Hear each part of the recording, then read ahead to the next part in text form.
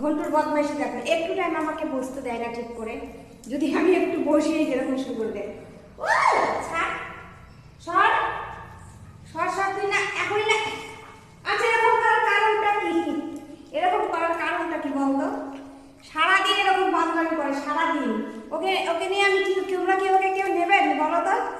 সারাদিন আমার সাথে এরকম করবে, 24 ঘন্টা। মানে খেলার কেউ নেই তো, একা একা বাড়িতে থাকে, কোথায় কে টিটি থাকে, এই যে এরকম করে। ওই দেখ দেখ, তোর কথা বলছি, এই দিটা কি বাবা, শোন শোন, এই যে এরকম করে। ইস, বয়স হিসাবে অনেকটা ওজন হয়ে গেছে।